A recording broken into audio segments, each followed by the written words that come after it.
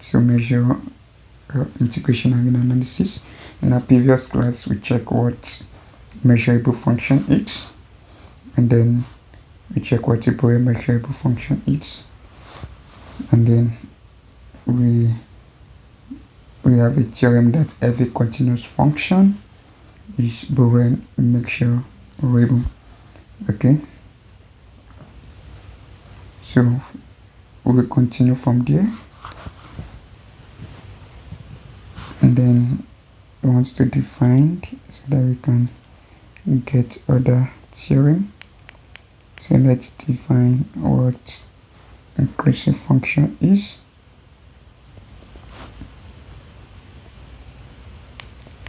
Increasing function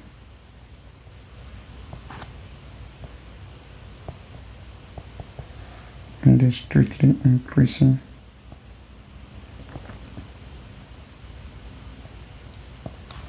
So suppose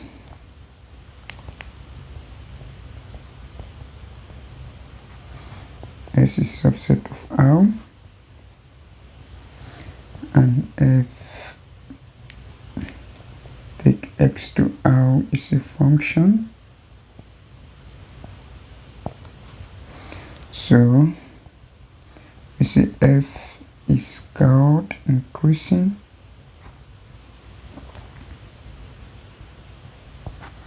if the function of X is less than or equals to the function of Y for all X comma Y that belong to X with X less than Y, and then F is score strictly increasing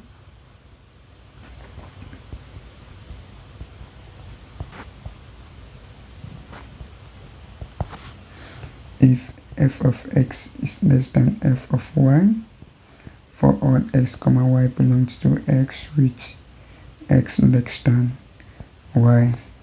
So with that definitions, then we can have this theorem. Every increasing function is Borel measurable. In our previous video, we checked that every continuous function is Borel measurable. Now we have every increasing function is Borel measurable.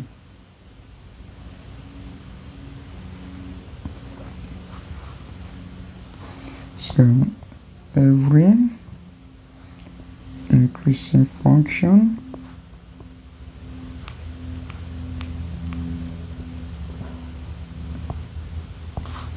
defined on a Borel subset of R is a Borel measurable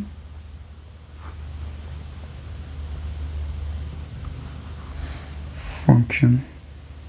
So let's check the proof.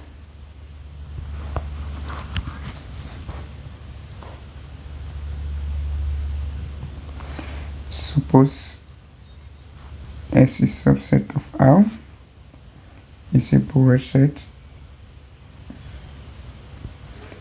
and then we have our function which is increasing.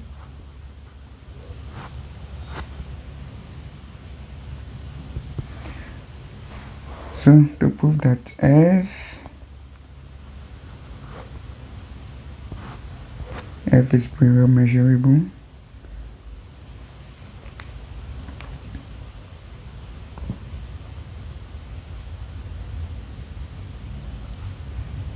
so we fix X to belongs to R.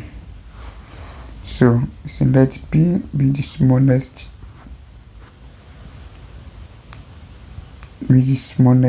element such that the pre-image of this oath, that is the point at which our f of S is greater than A, we have the smallest element to be B.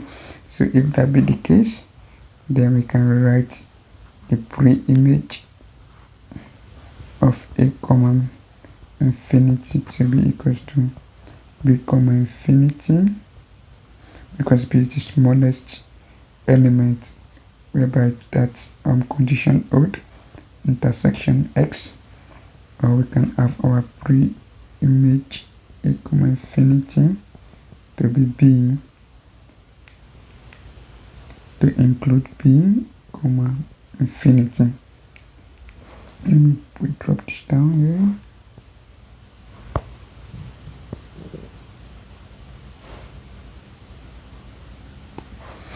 Intersection X.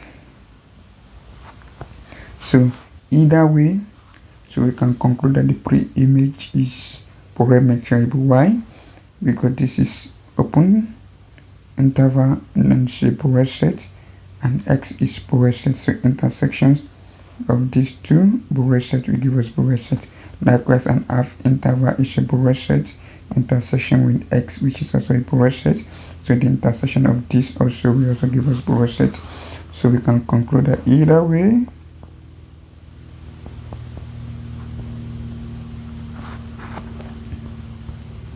we can conclude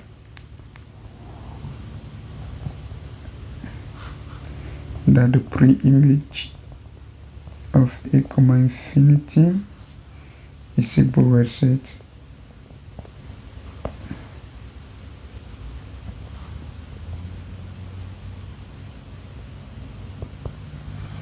And that implies, since it's a Borel set, then by our definitions of Borel measurable function,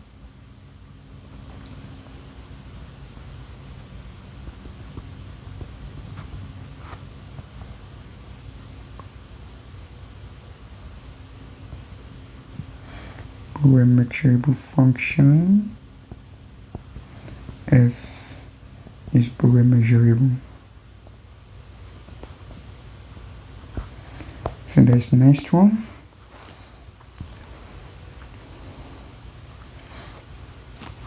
Then let's check another theorem. Composition of measurable functions is also measurable.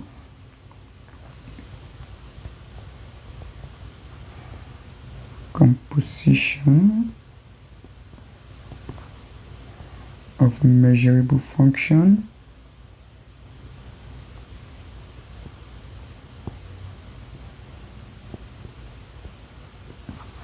so suppose we have a measurable space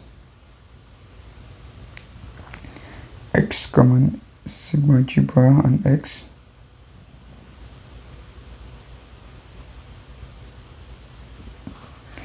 and we have a function map X to R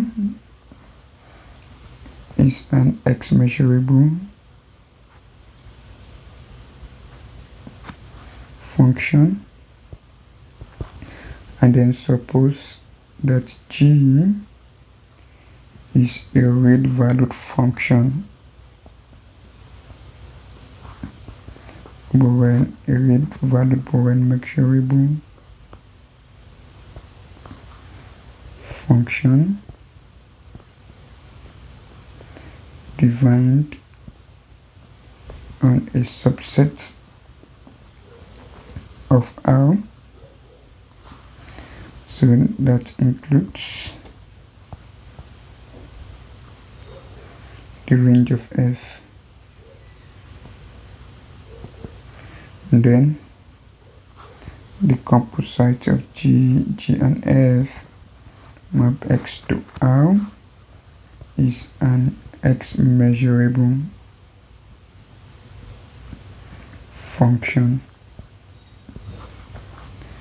Okay, so let's take the proof. We have suppose B subset of R is a Borel set. Then by the properties of composite of a pre-image of B, we have this to be F inverse of G inverse of B. Okay, and then because by the hypothesis G is a Borel measurable,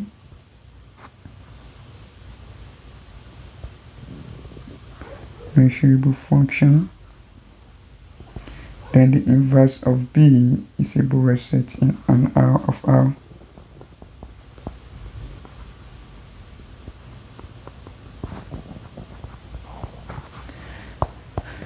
So, and because F is X measurable by the hypothesis,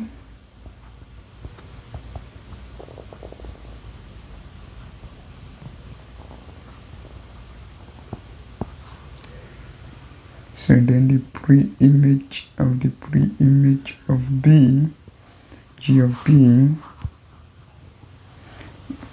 belong to sigma algebra. So thus G, the composite G of F inverse of B, belong to sigma algebra, and thus G composite of F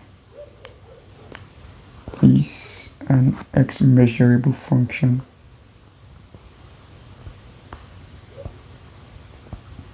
That means that the composition of measurable functions is also measurable function.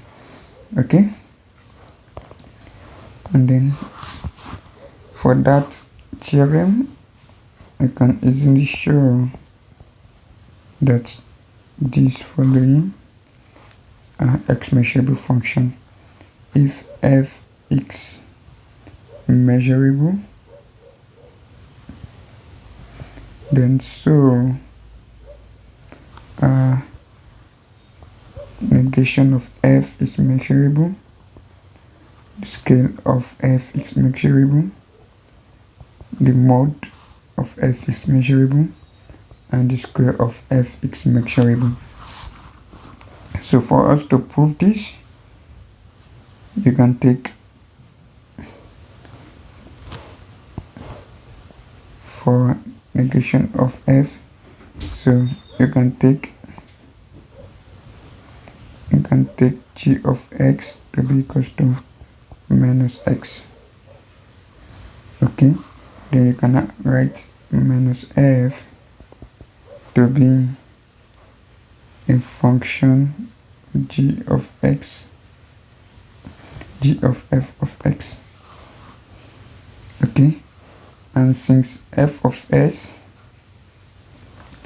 is measurable and G of F is continuous, F of X is measurable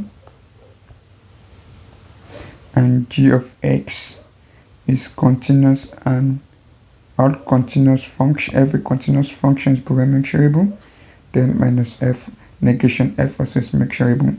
So for the other ones, so for this, you can take your G of X to be half of X, then you can take your G of X to be mod of X, and then for this, to prove this, you can take your G of X to be X again. Following the same analysis, then you will find out that all these guys are also measurable. Okay, so let's check some algebraic operations with measurable functions.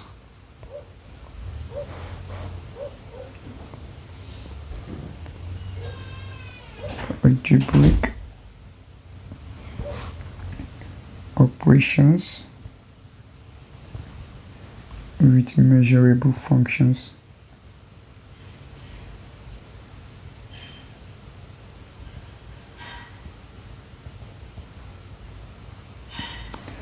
Suppose we have a measurable space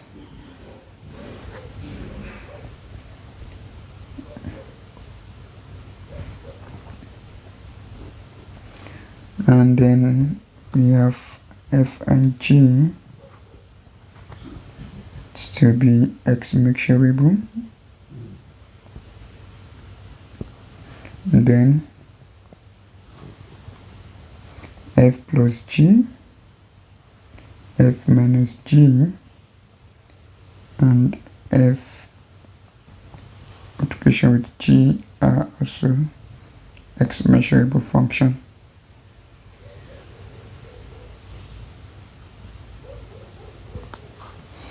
And then B, if g of x is not equals to 0 for all x in x, then division sign is an x measurable function. So you can also verify the proof of that. Okay.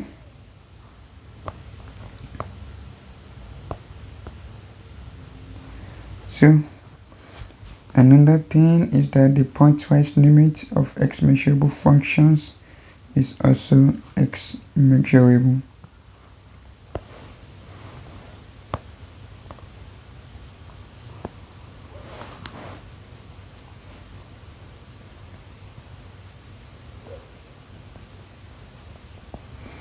Limit of x measurable functions. Okay, suppose we have a measurable space as usual.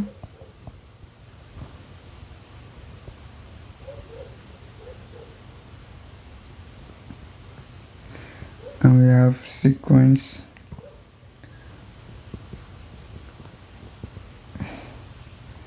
of measurable function.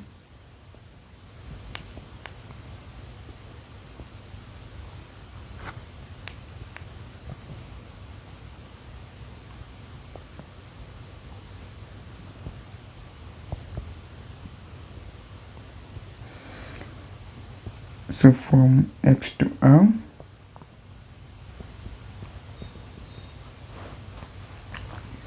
and suppose the limit exists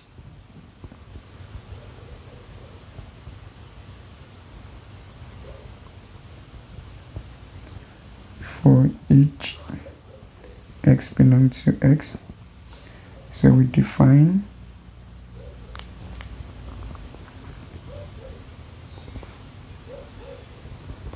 the limit function by f of x equals to limit k tends to infinity fk of x. Then we say that f is an x measurable function.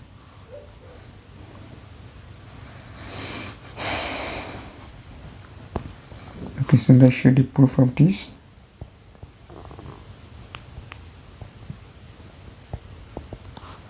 Suppose A belongs to R, so we show that f inverse of a comma infinity, you can also write it as u j equals to 1 to infinity the union of m equals to 1 to infinity the union of k equals to m infinity, the inverse of the sequence of a plus 1 over j comma infinity. And this implies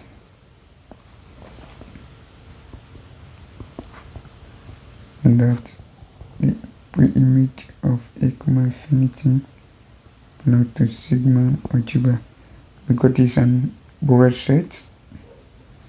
Okay, so that means that the pre-image of this will give us a Borel set, which is actually x measurable functions, and then the countable union of a Borel set will give us Borel sets. And then sorry, this intersection, the countable intersections of this will give us a Borel set, and the countable union of Borel sets will give us Borel sets, and also all the positive of j's will also give us that. So what only remains for us to show is that this our right hand belongs to this our left hand. Okay, so let's start. So to prove star,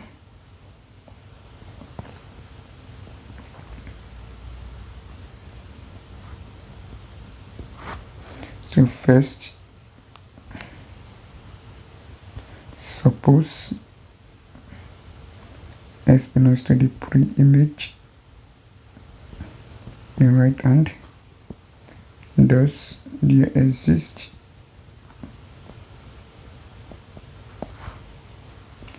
J that belongs to positive integer such that f of x is greater than a plus 1 over j. So then by the definitions of the limits,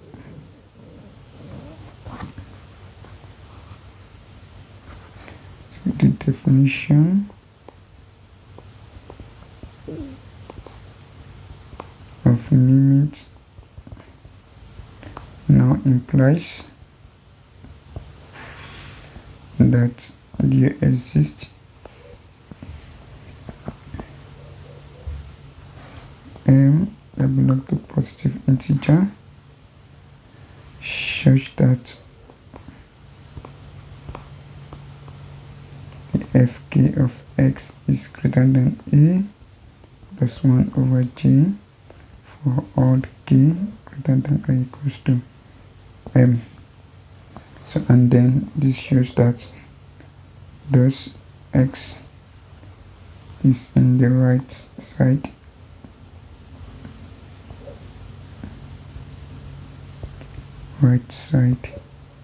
of star.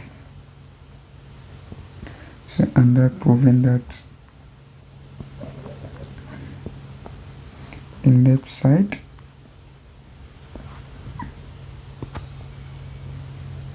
is contained in the right side. So I want to prove the other inclusion now. So to prove the inclusion in the other direction,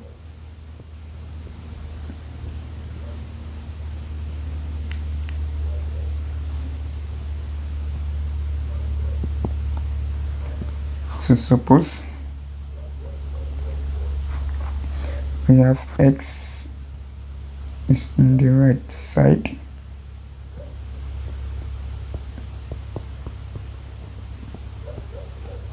of star, thus there exists j common m that belongs to positive integer such that the fk of x is greater than a plus 1 over j for all k greater than or equals to m, and taking the limits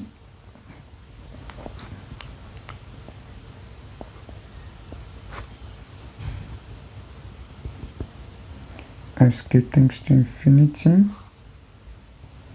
So we see that f of x is greater than or equals to a plus 1 over j, and this is greater than a, right? So thus x is in the left side of star, and completing the proof. So thus f is an S-measurable function. Okay, so we want to extend our measurable function to the entire real valued function, that is fixed instead of r. So we want to extend it to r union minus infinity comma infinity. So we want to define our measurable function on minus infinity comma infinity. But before then, let's first of all define Borel subset of minus infinity, comma infinity. Okay, so a subset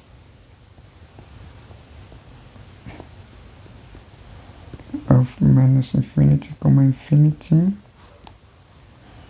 is called a Borel set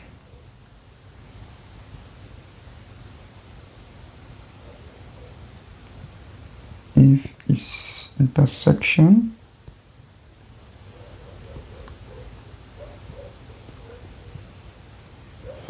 with R is a Borel set.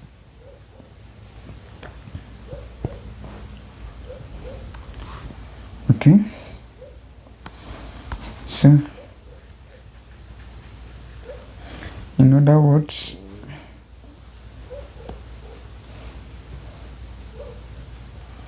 a set C, which is subset of minus infinity, comma infinity, is a Borel set if and only if there exists a Borel set B subset of R such that C is equals to B or C is equals to B union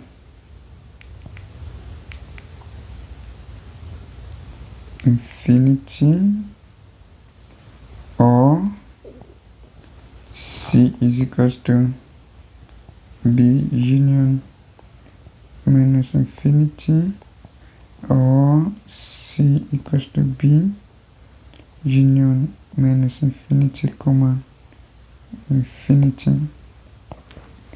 Alright, so from there on, let's define measurable function on the entire of minus infinity, comma infinity. Definition: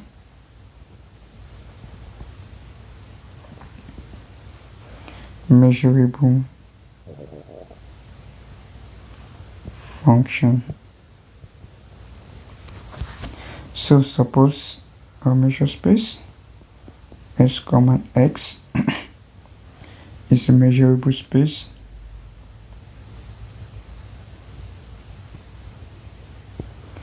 so a function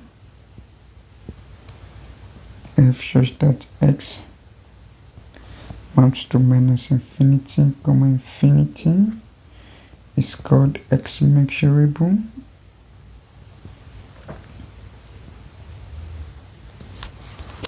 If the pre-image of the Borel set, subset of R,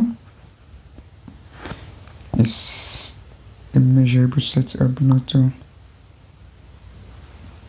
sigma algebra for every Borel set B, subset of minus infinity, comma infinity.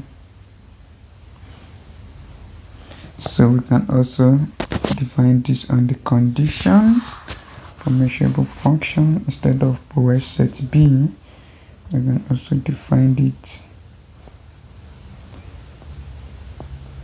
condition for measurable function.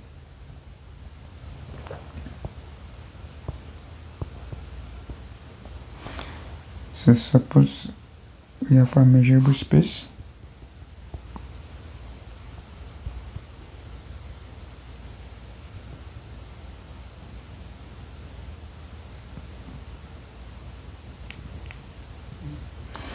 and we have our function map from x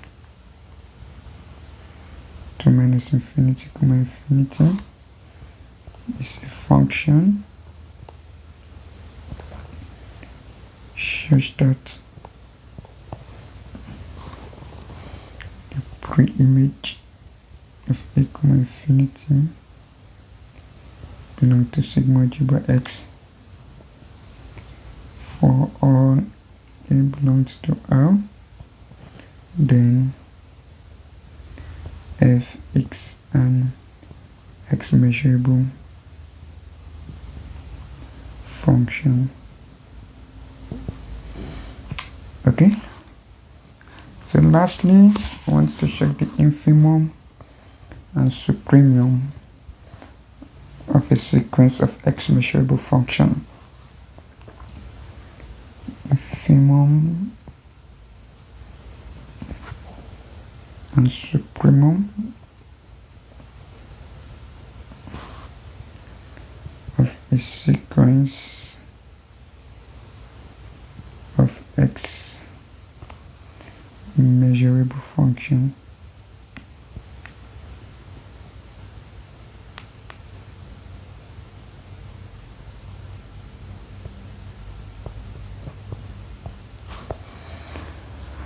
Okay, suppose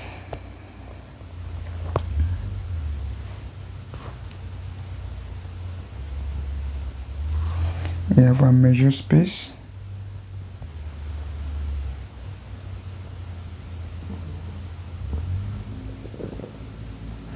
and we have sequence of x measurable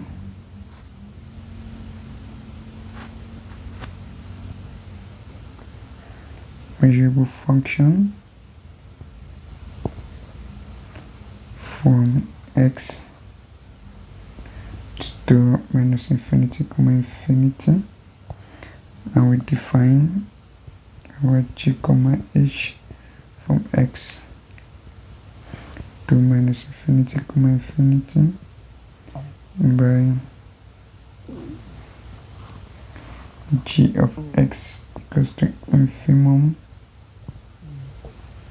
of fk of x such that k belongs to positive integer and h of x to be equal to the sup of fk of x such that k belongs to positive integer, then g and h are x measurable functions.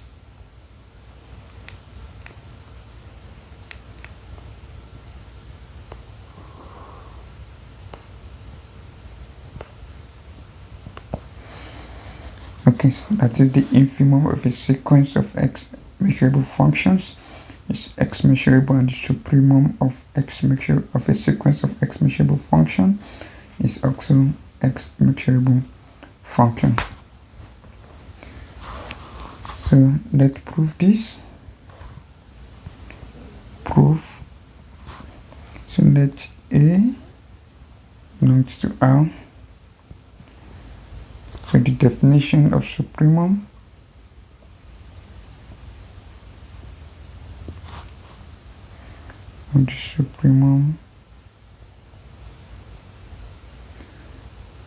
implies that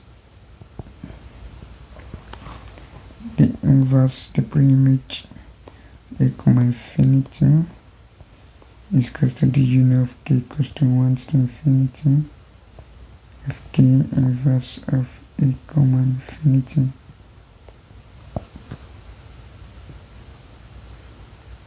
And that implies that, and since this our other side is Borel set, and the sequence of this is actually x measurable functions, and by the previous theorem we proved that the pointwise limit of a Borel measurable function of a sequence of Borel measurable function is x measurable, then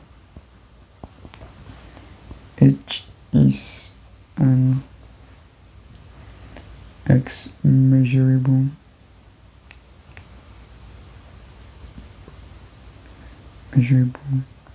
function. So you can also check for the infimum by note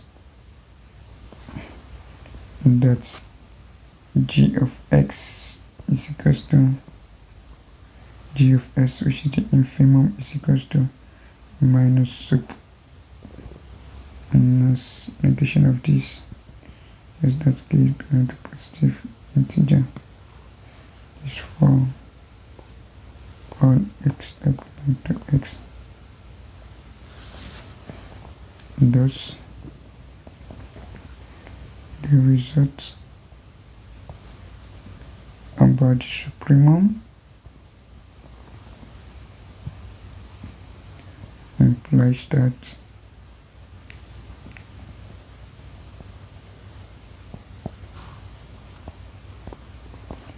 G is an S-measurable functions.